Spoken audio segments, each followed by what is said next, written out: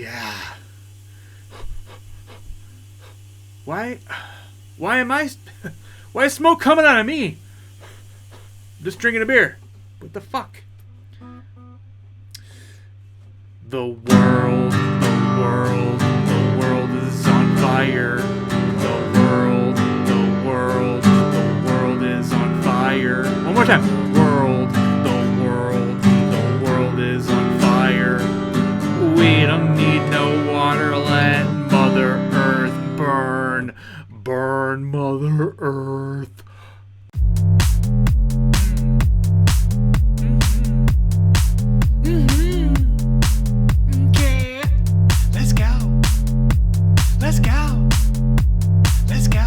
It's Werewhal time. Let's go. Well, promises made and promises kept. Almost 1 year ago today, I said I would camp out at the Seven Gables Forest Preserve. And here I am. Let's go. This is arguably one of the most haunted woods in all of Michigan. And I crossed the gate, which means I'm a dead man. I'll explain later. So with my remaining time, I will warm myself by this fire and contemplate what I've done with my life, which I guess is making embarrassing videos. Well, how did I get here? How did the curse of the Witch of the Seven Gables start? Well, it started with a witch with not much of a backstory, and she cursed her front gate.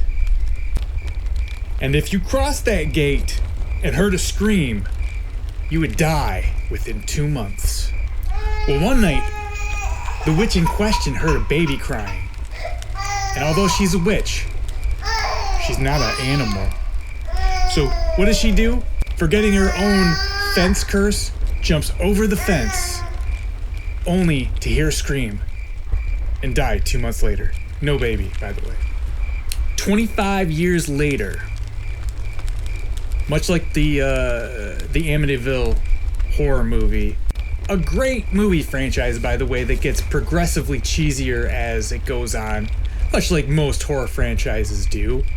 Well, the father starts going crazy, and on one particularly crazy day, his cheese completely slides off his cracker, and he kills all 6 of his family members, hanging them from each gable of the house, until finally he burns down the house, goes up to the last gable, and he hangs himself. Pretty gory, right? Although the consensus is that this never happened at all. There's no records of the house of the Seven Gables ever burning down. I'm sure that, like, in the 70s, after it was in fact demolished, rumors started happening about, the witch and the burning down and the murders and the yippity-yop. As for the screams that people allegedly hear when they cross the fence, it's theorized that it's more than likely a bobcat. Because if you've ever heard the roar of a bobcat in the night, it sounds crazy and totally otherworldly. And I guess in the 70s, around the time when this legend started circulating, there was a significant population of bobcats in the area. So couple that with this insane story of the Seven Gables and the Seven Gables Witch, and you have a total urban legend with almost no basis in reality. Oh, hey, check out this bone I found.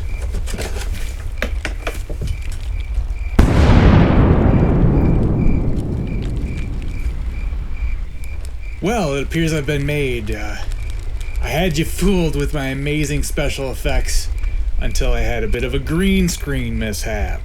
So no, I'm not actually camping out at Seven Gables Road on Halloween night. But I did actually go there. I swear.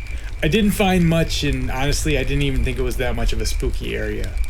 Honestly, if you want a spooky place to go to, hike the Waterloo Pinckney Trail. Some of the areas are so thick with pines and mosquitoes, it's like, even on a bright sunny day, it's like you're in the deepest, darkest woods. So next year, I will camp out at the Seven Gables Road DNR Game Preserve area, whatever it's called. Because I'm pretty sure if you can hunt there, you can camp there. But we'll see. And also, when I came back, my cats were fine. They didn't go to sleep, they were just very hungry. So I fed them. Speaking of scary, how's everybody feeling about paying their student loans again? I cut them a check about 3 weeks ago, and they still have yet to cash it. So what's going on there? We're on the brink of World War III, and here I am paying on a useless art degree. No, I'm just kidding. I appreciate being able to pay it and everything, but I'm just happy that I'm not financing groceries on a credit card. It's a bad sign. Okay, this is what happened to me, okay? I had my energy bill, gas and electric, auto pay on credit card. Well, they said, hey, you can't, they sent me a letter, whatever, an email saying, you can't have your energy bill on credit card anymore. And I'm thinking, like, the only reason they would do that is because enough people are overdrawing their accounts, paying for groceries on credit cards and stuff like that. Like, that's crazy.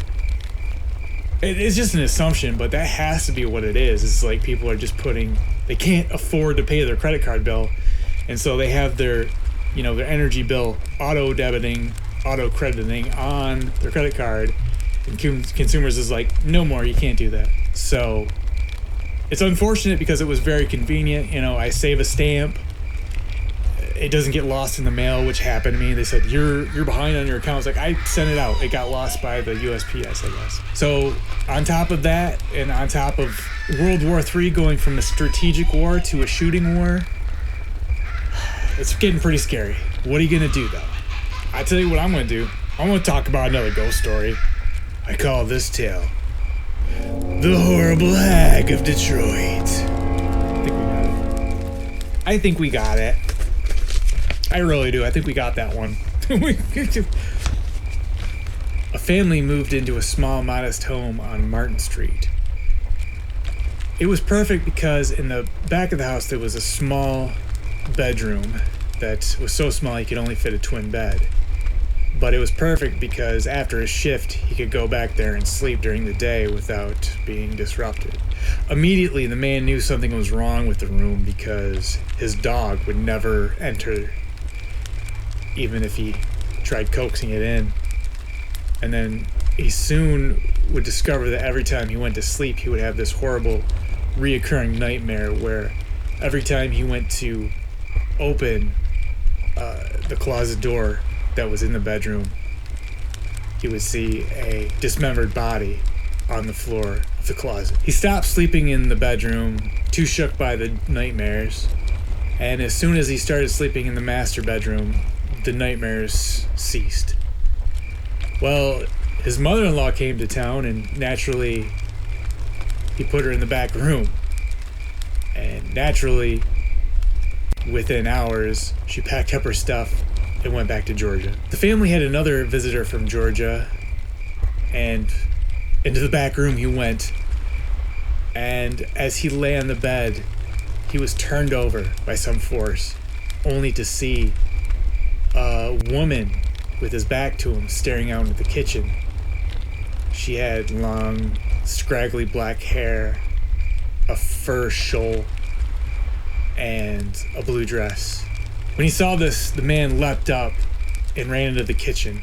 I guess he ran through the apparition. I'm not sure. But he was soon met by Mrs. Adams, and when he told her what he saw, they both smelled a foul, treacherous odor and heard a loud, animalistic, moaning wail. When Mr. Adams came home from a shift at the plant, he heard the story from his wife and his friend, and he was determined to figure out what was going on. So into the back room he went, and within seconds of laying down, he opened his eyes to see a hideous hag face inches from his face. And she opened her mouth as if to say something, and she just hissed, and a foul odor came out. Well, naturally, he jumped up and got the hell out of the back bedroom. The Addams family and their friend packed up their stuff that same day and they left. When they told their relatives about this, naturally they had to go and investigate. And when they did, they encountered the same strange, mournful, wailing animal noises and smelled the same horrible stench. When this article about this story was released in the Detroit Free Press, naturally all the ghost hunters of the time came out and they wanted to investigate. And yes, ghost hunting has been around for some time, even in the 60s when this takes place. And even before that, if you will, during the spiritualist era when skeptically minded scientific types would kind of investigate spiritual, ghostly things going on and whatnot. But anyway, when people wanted to investigate the Addams house, the landlord said, "No way, Jose. No ghost busting allowed." And that's about it. And as far as I know, the house on Martin Street still exists and still standing, but I'm sure the back room is mostly used for storage these days.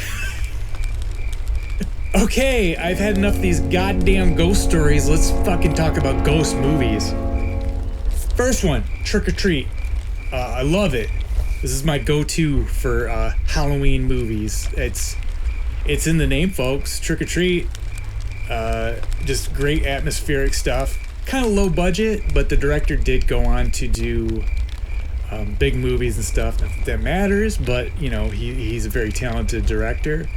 He went on to do like King Kong and Godzilla vs. King Kong and stuff like that. He's talking about doing a Trick or Treat 2 apparently, but he has yet to do that, so we'll see. Scary Stories to Tell in the Dark. The movie, based on the books, of course. Loved the books as a kid because I was a spooky kid. And fully ready to hate this movie, I'll tell you what. But I had some hope when I heard that Guillermo del Toro was attached to the project. Not a director, but, you know, very much a producer and probably a supervisor, consultant, whatever, in whatever capacity. But this movie is great. It really does work. It does its own thing, and it works. It ties a bunch of the stories from the books together to make a compelling overall story. So check it out, especially if you love the books. Let's move on to some folk horror. Eyes of Fire, super atmospheric. I've only seen it once a long time ago, but from what I remember, it was a lot of fun, and it was really good. Like, you don't see too many folk horror movies, but they're amazing when you do. Usually they're very good. But yeah, Eyes of Fire, check it out. From the 80s, The Witch, Robert Eggers, or is it Robert Eggers? Eggers is his last name, that's all I know for sure. He did The Lighthouse, he did The Vivitch, was his first movie, I believe, and it's absolutely amazing. Whenever you see a director do a first movie that's this good, you know they're good at their job. But anyway, yeah, he did The Norseman, which I guess bombed, but I haven't seen it, but whatever. He's not gonna be affected by that. But if you love atmospheric stuff, the actors have such thick, genuine, like oldie English accents that they're hard to understand a little bit. There may be a closed captioning option if you want to put that on so you know exactly what they're saying. I forget, but you like spooky movies, check out The Vivitch. It's creepy. It's genuinely creepy. He reminds me of Ari Aster. Him and Ari Aster are very similar in that they actually compose creepy shots. Ari Aster with Hereditary, another great horror movie. It's almost goofy, the shot of the headless mother going into the treehouse of the decapitated child. Just watch it. It's genuinely dreamlike, nightmarishly creepy. I love it. Rather than these stupid ass jump scares like bah, bah, where you're just getting a physiological response out of people and it's not creepy. It's just a goddamn. You spooked me because you hurt my ears with your loud goddamn jump scare music. Sleepy Hollow. And more importantly, Sleepy Hollow on VHS. If you have not seen Sleepy Hollow on VHS, you have not seen Sleepy Hollow at all. You gotta see it on VHS. No, seriously, I have this on VHS and DVD. I really need a proper like 4K scan because this movie is just like a perfect movie. And it's a perfect Halloween movie. Kind of another folk horror. One of the more famous American horror stories, I guess. But done Tim Burton style. And then some honorable mentions real quick here. Mad God. I was excited about this for the longest time, then it finally came out. And Phil Tippett is a amazing stop motion animator. He did stuff on Return of the Jedi, the big cave monster that I believe Luke has to fight. It's been a while since I've seen it. But yeah, and he was also slated to be the stop motion animator for the first Jurassic Park, which seeing Jurassic Park with stop motion, I actually want to really see that. I do, but no, they went digital route, which is good because it still looks amazing. It still holds up to this day. A little shiny, little like 90s CG and all that, but it's not bad. It still pretty much holds up. And last but not least, Mandy. Probably the best Nick Cage performance in a long time. He rages out. Nick Cage rages out. It's very stylistic. It's kind of similar to Mad God, where it's a little light on plot and story, but very visual. So both these are like surreal dreams. Totally worth the watch, especially if you like the Nick Cage. This is by director and written by Padmos Cosmos. I completely butchered that name. It's a very Greek name. But he did Beyond the Black Rainbow, another one like a while ago. But it looks amazing. It still looks totally like futuristic and weird. And his dad was also a director. He did Rambo First Blood Part 2 and Cobra, another Stallone movie, and Tombstone. So yeah, check every single one of these movies out. Hey, it's the end of the show. Therefore, it's time for affirmations. You rely too much on makeup, and you don't appreciate your true beauty, your natural beauty. I just want you to know that. And your penis got longer and nicer. So, yeah. Buying those pills from that spam email. Who knew it would have worked out so well? And it was totally worth all the, identity theft that ensued. Just ask the missus or the sex doll. Now, if you don't mind me, I'm going to watch Sleepy Hollow on VHS. The last good movie Tim Burton ever did.